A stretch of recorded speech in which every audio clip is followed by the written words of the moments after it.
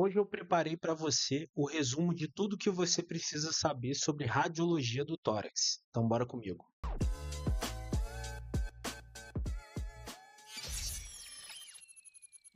Então, vamos falar sobre a radiologia do tórax. A primeira coisa que eu gostaria de falar com vocês é que esse slide está disponível para download aí na descrição do nosso vídeo, caso você queira acompanhar essa aula junto comigo e fazer suas próprias anotações. Não deixe de baixar o seu slide, beleza? A segunda coisa é que eu vou falar sobre a radiologia do tórax em geral. A gente vai falar um pouquinho sobre ultrassom, a gente vai falar um pouquinho sobre ressonância, mas o foco dessa aula com certeza é o raio-x e ATC, principalmente pelo raio-x ser tão prevalente aí no mundo, né? Quando se fala de tórax, beleza? E a gente vai ter uma aula específica na urgência e emergência sobre ultrassom e tórax, tá? Que auxilia na na urgência e emergência e no diagnóstico diferencial de algumas coisas relacionadas à urgência e emergência, beleza? Aproveitando e falando sobre raio-x, né, sobre radiografia, a gente precisa avaliar se ela tem uma identificação, porque não se lauda sem uma identificação correta do paciente e até aconselhável, né, você não pegar nem avaliar nenhuma imagem que esteja sem identificação, até para não dar um somatório de erros para o paciente, né? Uma das variáveis, né, que são várias que a gente precisa avaliar relacionada à qualidade dessa radiografia, é se tem uma boa inspiração, porque o tórax ele tem que estar totalmente contemplado nessa radiografia. Então ele tem que estar com uma boa inspiração. A gente faz isso contando os arcos costais, que tem que ser de 9 a 10, tá? O número mágico aqui é 9. Se você contar 9, ele está bem inspirado, beleza? E relacionada à penetração, que também é muito importante quando se fala de radiografia, você vai pegar a silhueta cardíaca aqui e vai tentar ver as vértebras por trás dessa silhueta. Se estiver aparecendo um pouquinho, levemente, ele está bem penetrado. Você perceba que quando sai da silhueta aqui, você vê melhor essa vértebra. E isso é o normal, tá? Ela tem que estar aparecendo um pouquinho. Não aparecer demais, porque aí estaria muito penetrado, pode dar alteração. E não aparecer de menos, aí não vai ter penetração nenhuma, né? O raio-x vai ficar praticamente muito opaco e pode dar alterações aí na sua radiografia. Então tem que avaliar a penetração, beleza? A gente tem que avaliar a rotação, né? E como que a gente avalia se o raio-x está rodado ou não? Através das clavículas. Elas têm que estar equidistantes ali, não tem que ter diferença nenhuma na altura, beleza? Então, isso pode causar algumas divergências até no parênquima e variar a posição do paciente. Isso a gente não quer causar nenhuma confusão relacionado à rotação, né, desse exame. Uma coisa também é que as escápulas elas precisam ficar fora do campo pulmonar, né? Porque se você tira essa radiografia, né, sem fazer esse movimento aqui, ó, tô normal, sem tirar as escápulas para fora, você vai acabar aparecendo as escápulas aqui, e isso a gente não quer, pode causar efeitos de confusão. Isso é um raio-x mal tirado, então as escápulas precisam estar fora desse parênquima pulmonar. Beleza? Agora, a gente tem que avaliar artefatos, a gente avalia os ossos por inteiro, se tem alguma fratura de fora para dentro sempre. A gente não avalia de dentro para fora no raio-x. Você vai pegando tudo que dá para ver da lateral para medial, né? E, e sempre avaliando de fora para dentro esse raio-x. Então você avalia se tem alguma fratura, as partes moles, você avalia todos os seios, né? Costofrênicos, cardiofrênicos. O cardiofrênico, ele está aqui, ó. Cardio de coração, esse seio aqui, ó. Essa delimitação aqui faz até um ângulo, tá? E frênico é de diafragma, tá? É esse seio aqui. E cardiofrênico vai ser, eu vou mostrar mais à frente, vai ser de arco costal com o diafragma, beleza? Então você avalia se ele está ocupado, se não está, dos dois lados. Você vai avaliando todo o hilo pulmonar, você vai avaliando a silhueta cardíaca, tá? Faz as medições, tá?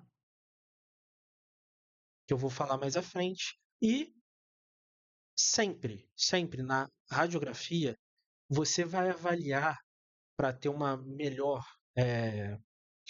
qualidade na sua avaliação, ambos os lados. Se tem uma hipotransparência de um lado, você tem que ver se tem no outro, né?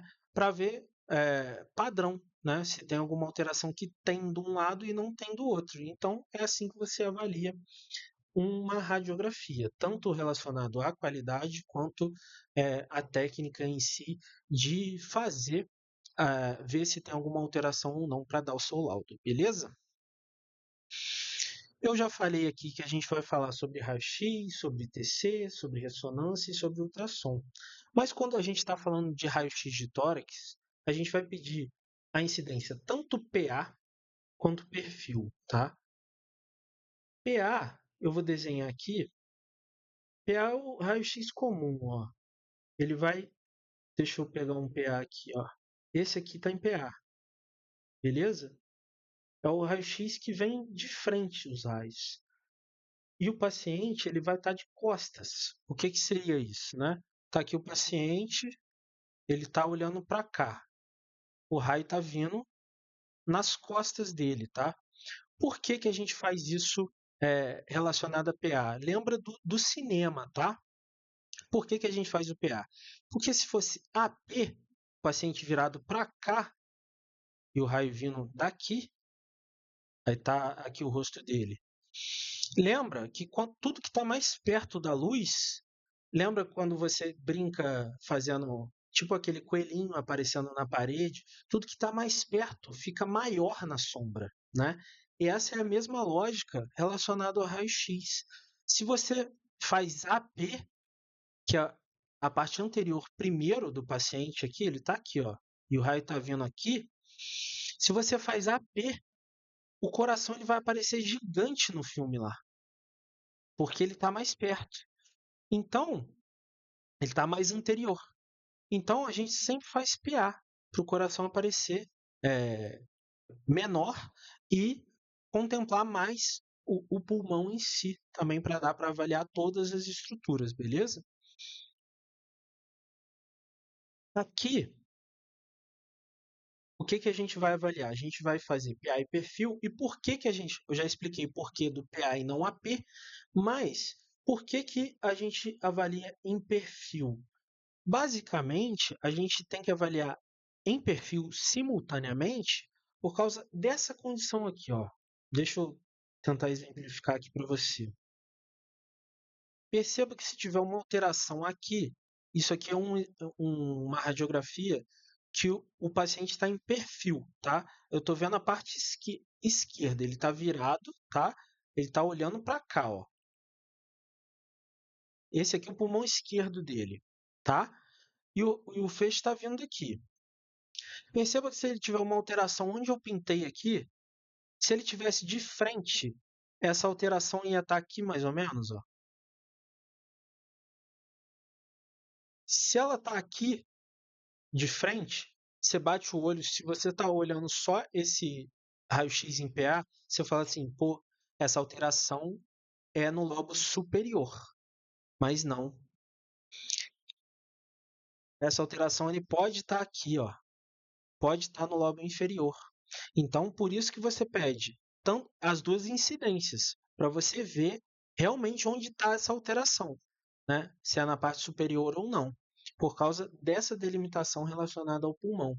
Essa divisão de lobos, tá?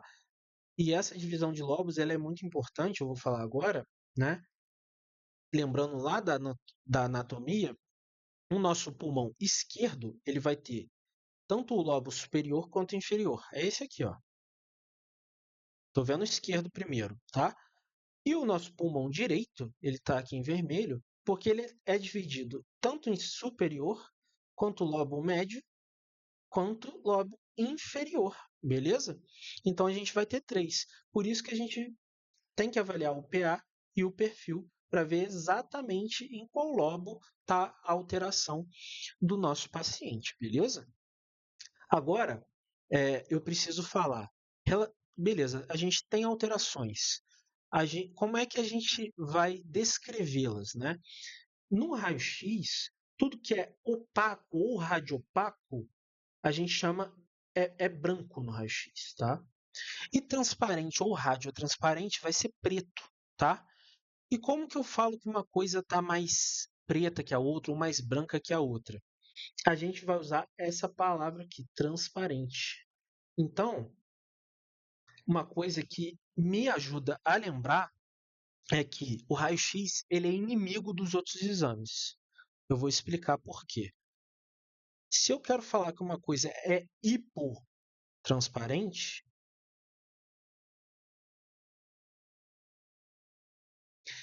se ela é hipotransparente, ela é mais branca, tá? Porque eu falei que transparente é preto e é pouco transparente, hipo de menos, ela é mais branca, tá? E hipertransparente, ela é muito preta, né? Então, essa é a delimitação do raio-x. Como que você decora isso, Pedro? Lembra que transparente é preto e todos os outros exames, tanto o ultrassom quanto a ressonância, quanto a TC, né, elas vão seguir um padrão. Vou te dar um exemplo. A ultrassom é, hipoecóico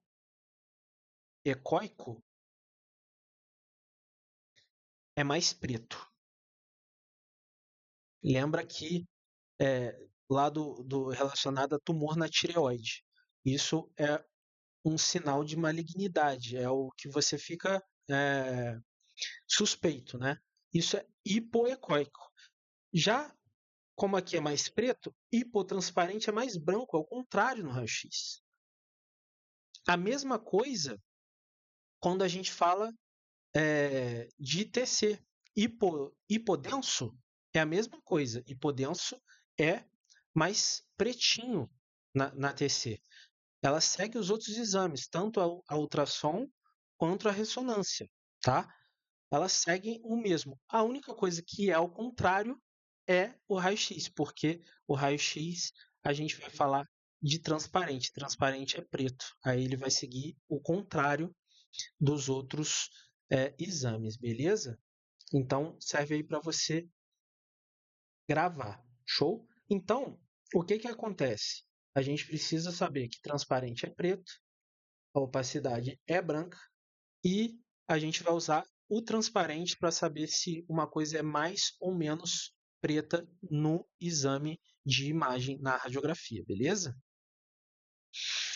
Beleza, a rotina do raio-x eu já falei que é PA e perfil, mas a gente pode lançar mão de algumas outras, como o Laurel, para ver se é líquido, né? Se é um derrame pleural. Laurel aqui, ó, você vai pedir para o paciente deitar de lado assim, para ver se o líquido ele vai para cá. Porque se ele tem uma alteração em pé aqui assim, ó, se ele deitar e for líquido, o líquido ele vai escorrer. Agora, se for uma outra alteração qualquer que não seja líquido, não vai ocorrer dessa forma. Então você não vai tirar essa dúvida, beleza? E a gente pode ter a apicotorácica, lordótica, desculpa, apicolordótica, que você faz exatamente isso daqui, ó. Você vai fazer essa posição que está aqui na foto para você ver mais o ápice pulmonar e essa apicolordótica é muito comum em desconfiança de tuberculose, por exemplo, ou algumas coisas no ápice pulmonar, beleza? Quando você fala de TC, a gente vai ter duas janelas mais importantes. Quando você quiser avaliar o parênquima, né, você vai fazer na janela parênquima essa TC. Aí vai aparecer todo o parênquima pulmonar como está aqui, ó. Agora, se você quiser fazer, né, lançamão de ver o mediastino, né, os vasos, aí você faz a janela mediastinal da TC, aí não vai aparecer o parênquima, vai aparecer essa parte aqui do mediastino na sua TC, beleza? Aí você pode lançar mão de contraste para ver as alterações, o que capta ou não o contraste, beleza? Show. Agora a gente vai para a parte mais importante da aula. Respira, toma uma água, pausa, vem comigo, porque entendendo isso daqui você vai entender praticamente tudo sobre as alterações no pulmão, beleza? A gente tem dois padrões muito importantes relacionados ao acometimento pulmonar. A gente tem algumas patologias que atacam o pulmão num padrão alveolar. O que seria isso, né? É uma ocupação do alvéolo sobre qualquer hipótese. Muco, né? Um tumor, alguma coisa ocupando, alguma patologia ocupando o alvéolo, a gente vai dar um padrão alveolar de alteração. Se esse alvéolo ele está ocupado, lembra lá da anatomia, vem brônquio, bronquíolo, até chegar lá no alveolinho para fazer a troca, né? A troca gasosa. O que acontece, né? Se aqui está ocupado, o ar, né? Ele vai entrar, ele vai entrando, o ar chega até o alvéolo que está ocupado ali. E o ar no raio-x, ele é o quê? Ele é preto, tá? Então, se você tem alguma coisa acometendo o alvéolo, ele vai estar, né, consolidado lá, beleza? Tem aquele ocupado alvéolo, mas o ar vai chegar até o bronquíolo. E como que é o ar na no raio-x? Ele é preto, tá? Ele não capta o raio-x. Então, se ele é preto, você vai ver broncogramas aéreos no padrão alveolar. Ó, broncograma aéreo.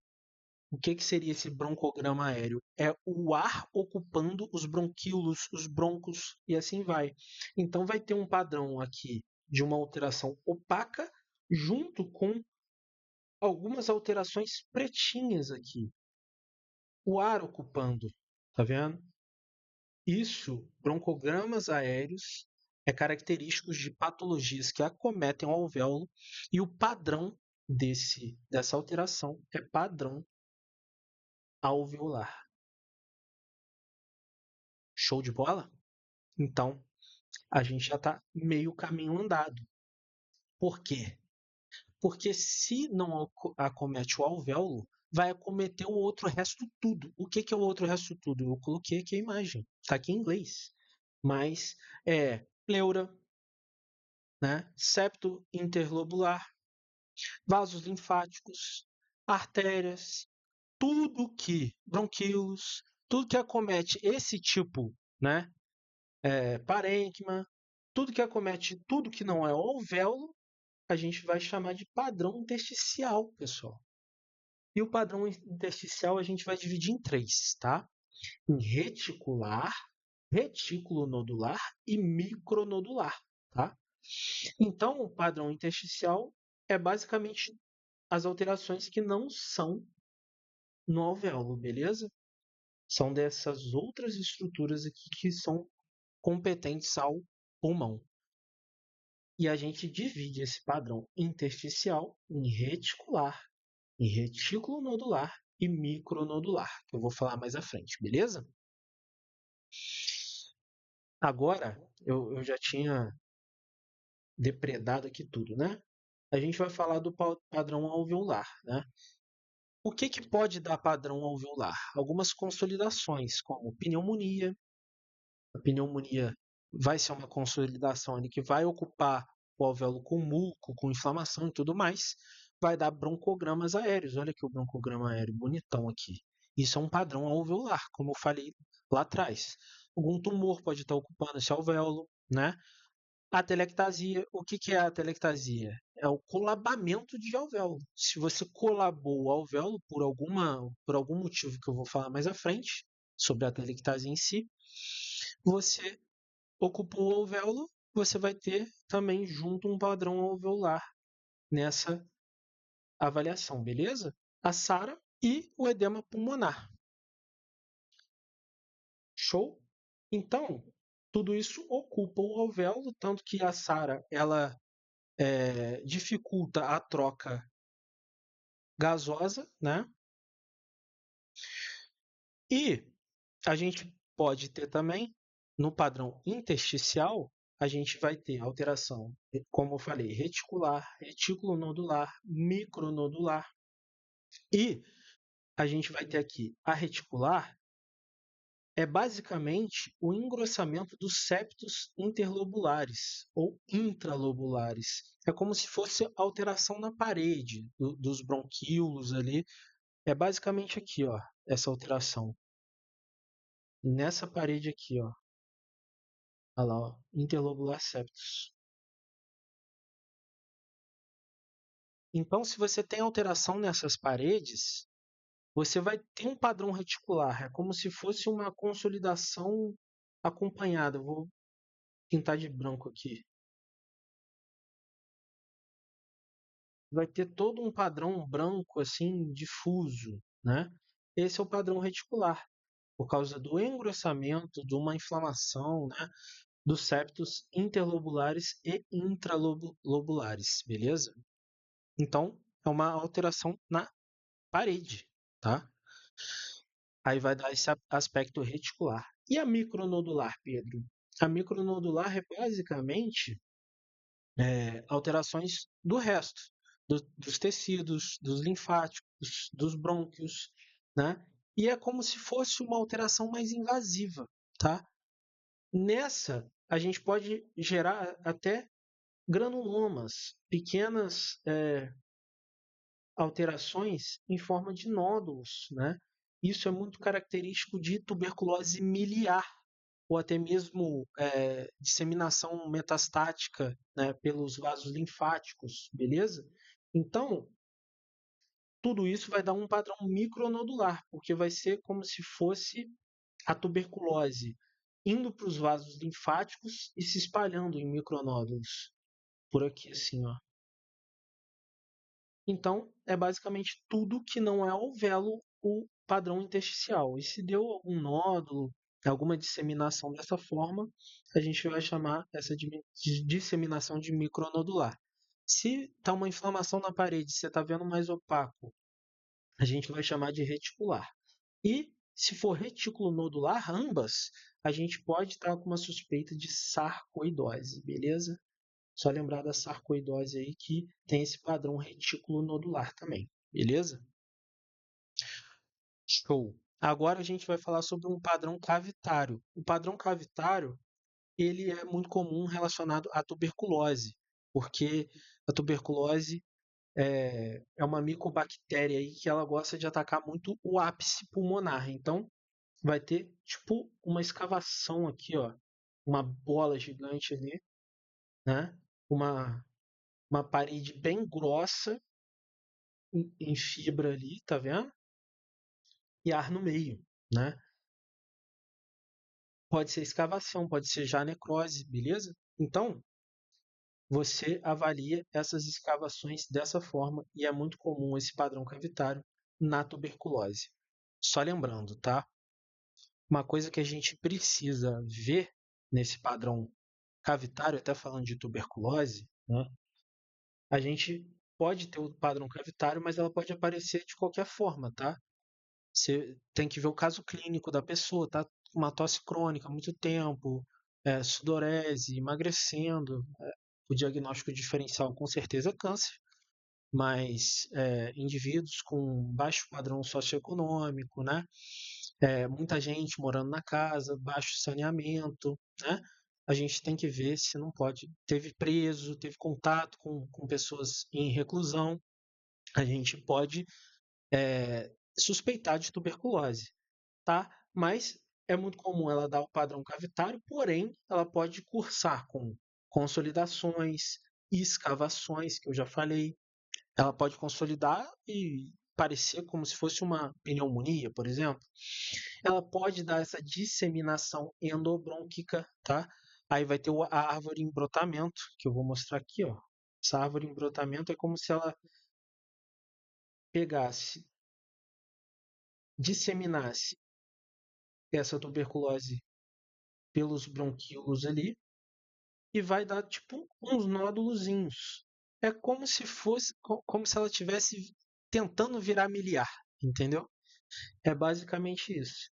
Essa é a árvore em brotamento, que é muito comum de ver na TC, tá? Então, a tuberculose, ela tem essas características. Pode dar tuberculose miliar, como eu já falei em cima, que é esse padrão aqui, ó.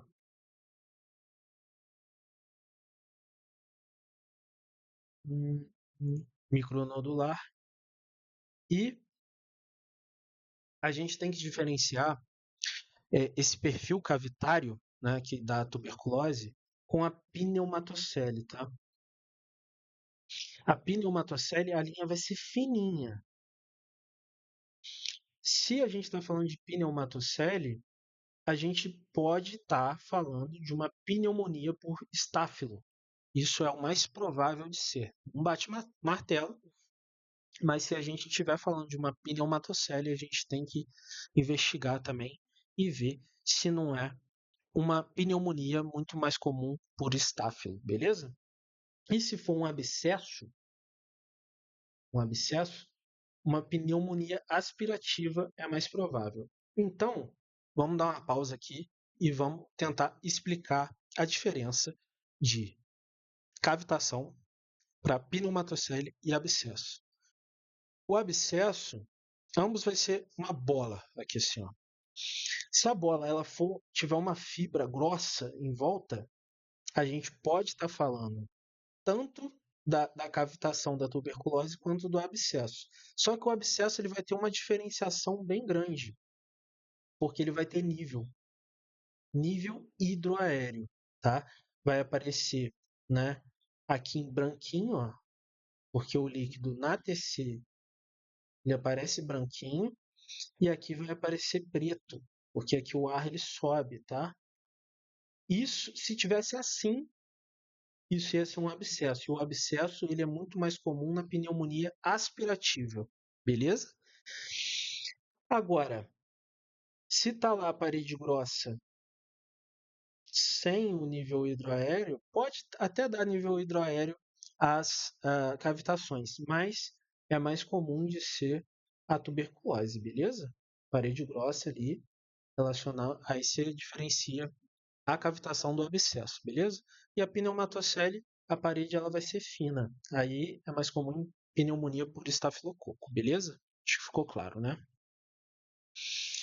E algumas imagens da árvore em brotamento aqui, que é uma disseminação enobrônquica. Já expliquei que é como se fosse a tuberculose, né, partindo aqui, ó, essa imagem aqui está muito boa. E se disseminando, né, aí vai dar alguns nódulozinhos, aí vai dar essa árvore em brotamento na TC. É quase uma tuberculose miliar, mas é só para vocês entenderem, beleza? Isso é um aspecto que é a tuberculose aumentando, né, ativa, beleza? Agora, a gente tem o padrão em vidro fosco, que ele ficou famoso na época do Covid. É muito comum de pneumonia viral, que vai pegar todo o parênquima ali e vai dar esse padrão de vidro fosco, tanto na TC aqui, ó, quanto aqui. Aqui é TC também, só que outra janela, beleza? Uma coisa que a gente tem que ficar atento é que esse padrão de vidro fosco ele não exclui de um acometimento alveolar futuro, né? Começar a evoluir com uma consolidação também assim bem grande nos alvéolos, né? Mas esse padrão de vidro fosco aí já significa que é uma pneumonia viral que está bastante agressiva junto ao parênquima pulmonar, beleza? A gente fala um pouquinho de hérnia de hiato também, que o indivíduo ele pode estar com pirose, né? E vai aparecer como que vai estar a hérnia de hiato. Basicamente, vai ter uma sobreposição aqui no seio cardiofrênico do paciente, tá? Aí ele vai ter sintomas de pirose, aí você vai ver uma hérnia de hiato, faz um exame mais detalhado, uma TC, mas aparece no raio-x uma cobertura desse seio cardiofrênico direito aqui do paciente, tá? Lembra que eu falei que eu ia falar um pouco sobre os seios mais à frente? Aqui é o seio costofrênico, ele não pode estar ocupado, tá bom? E ele tem que aparecer para ser um exame de qualidade, como eu falei lá na frente. Costo de arco costal e frênico de diafragma. Esse é o seio costofrênico. E aqui é o cardiofrênico, é a relação do coração com o frênico de diafragma, tá? Aqui está ocupado porque é uma hérnia de hiato.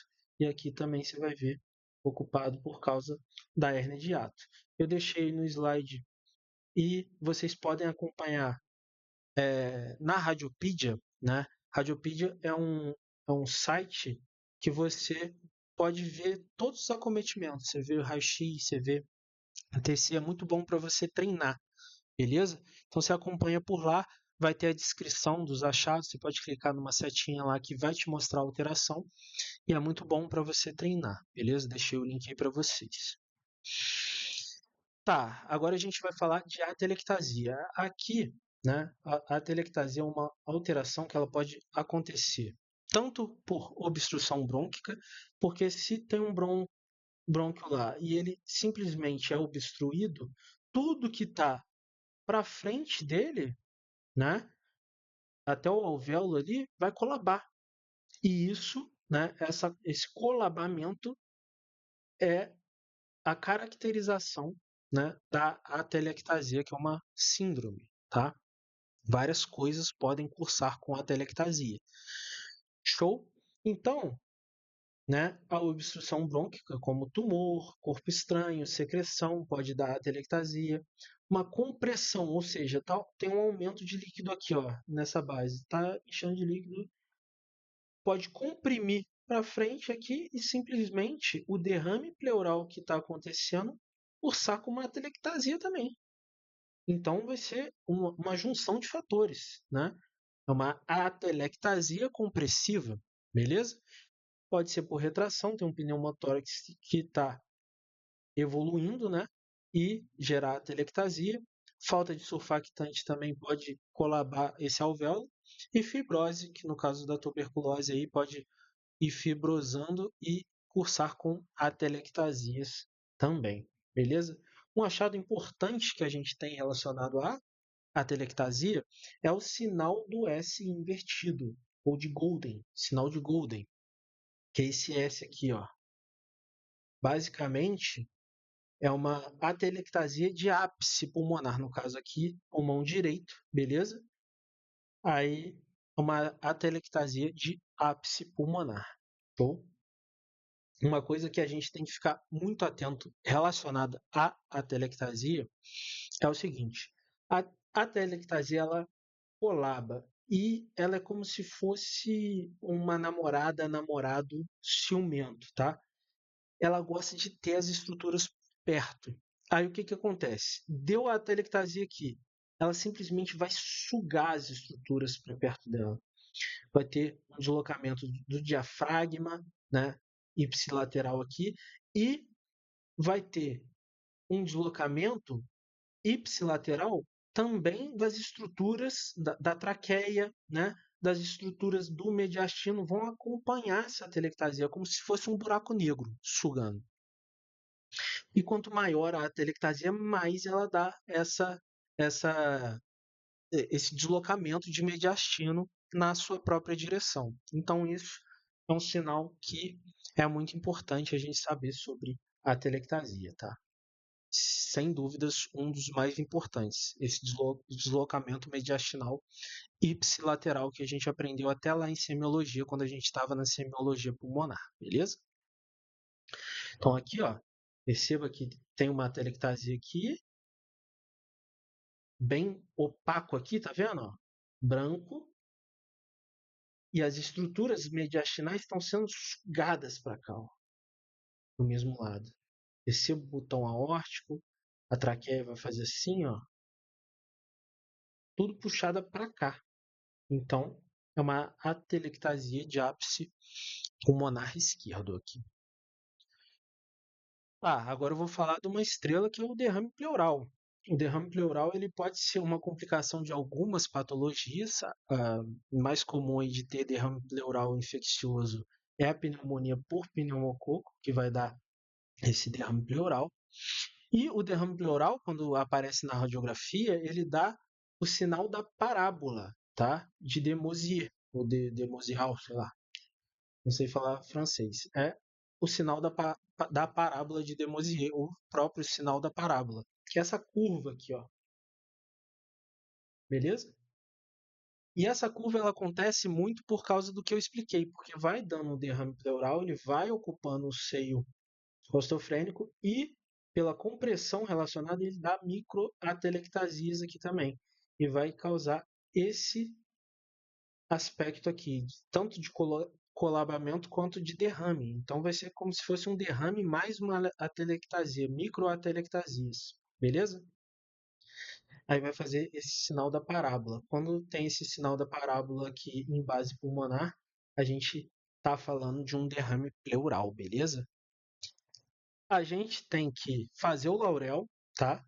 A gente faz o Laurel junto para diferenciar outras patologias. E tudo que eu estou falando aqui, gente, eu estou falando da imagem, mas a gente tem que ter um raciocínio clínico completo, tá? O derrame pleural, você vai fazer a percussão lá, vai estar maciço, né?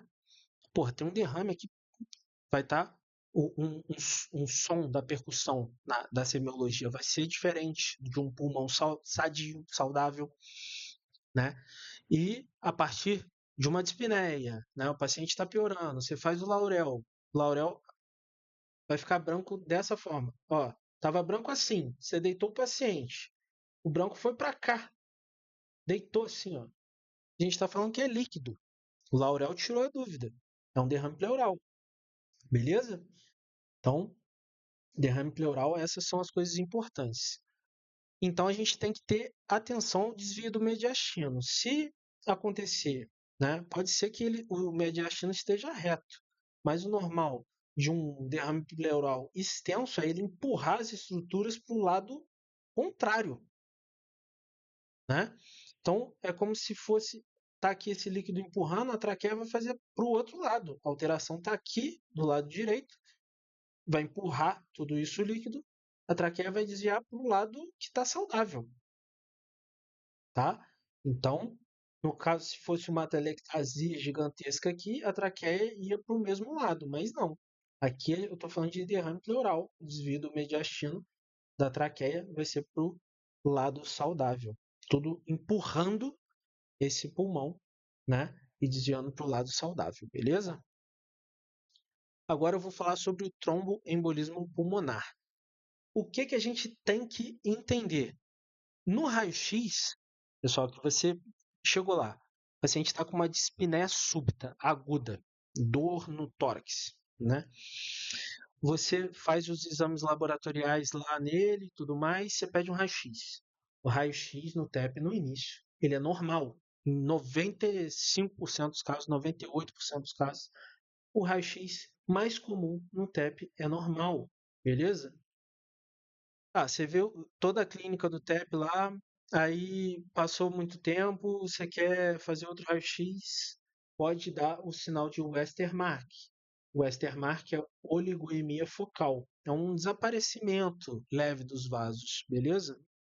Eu vou mostrar mais à frente como é que é a imagem disso.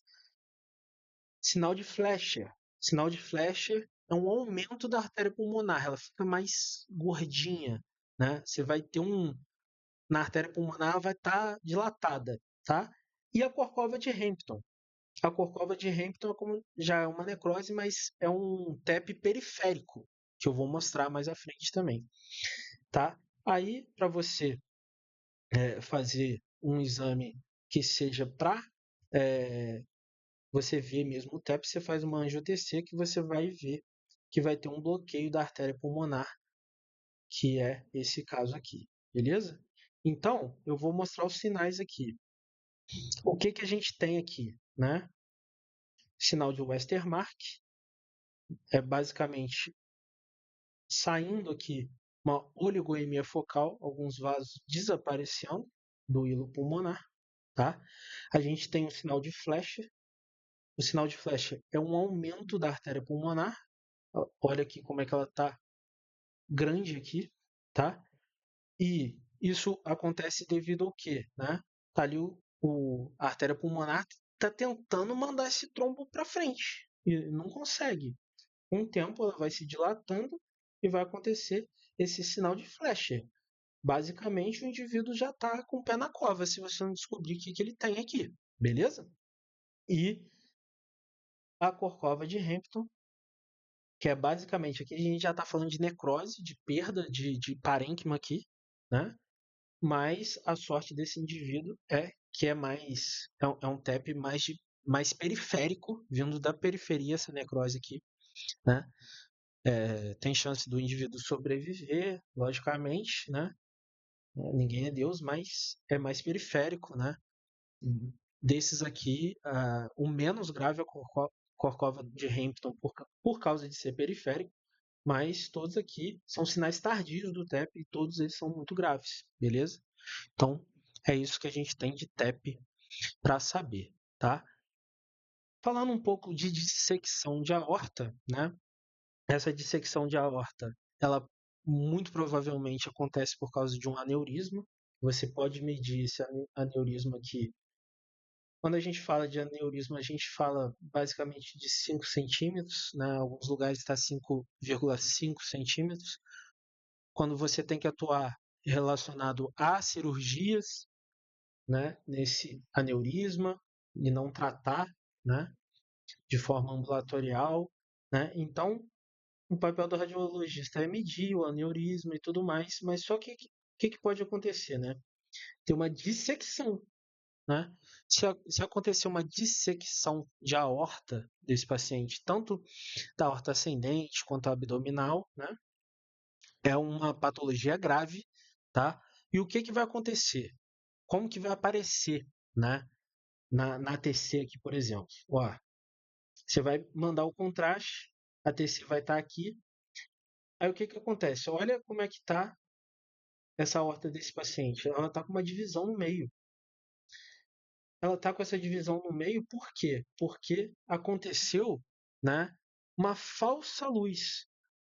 O sangue entrou na dissecção, né, rasgou essa parte da camada íntima da artéria, que é a camada mais interna, e entrou sangue por onde não teria que entrar, meio que por baixo da camada do, do vaso, tá? Aqui o sangue deveria ir por aqui, aí tem um buraquinho, ele entra por aqui e vai aumentando e passando por debaixo aqui. Aí, o que acontece? A luz verdadeira vai ter uma luz falsa e uma luz verdadeira. A luz verdadeira é que tem mais contraste. Às vezes, essa entrada errônea, que falsa, de luz, ela bloqueia a passagem normal, fazendo até piorando a condição do paciente. Então, dissecção é uma patologia, assim, é uma complicação muito grave, né? Então, o flap intimal é o que a gente vai ver na TC, tá?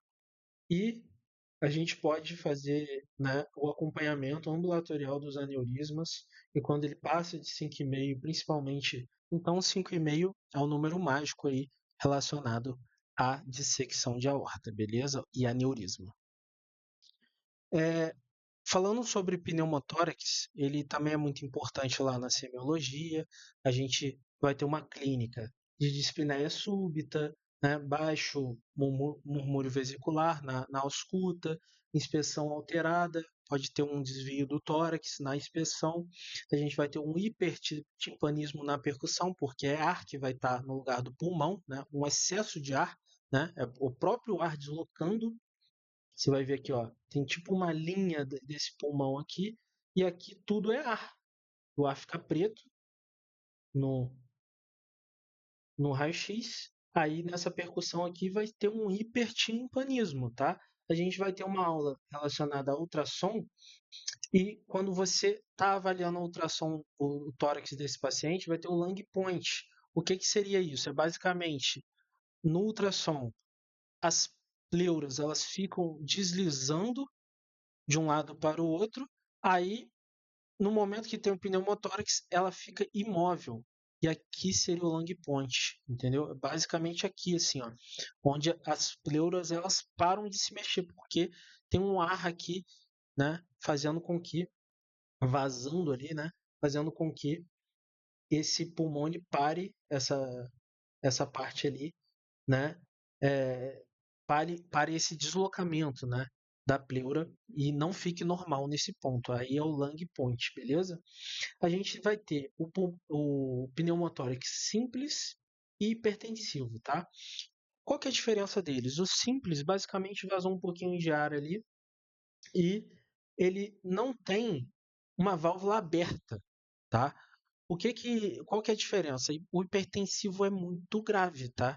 É como se fosse um acometimento que o ar ele está vazando o tempo inteiro e isso vai pressionando o pulmão, ele vai diminuindo até que ele comprima e dê, né, diversas repercussões, principalmente um choque obstrutivo nesse paciente, tá? Então, o pneumotórax é muito grave se ele for hipertensivo, tá? Você vai ter que fazer a drenagem desse pneumotórax, né? E vai ser uma complicação bastante grave para esse paciente, tá? No pneumotórax, o que acontece? Ele vai ter uma ausência de trama vascular aqui, né? Esse é um achado da, da radiografia, tá? E o desvio do mediastino é igual no derrame pleural.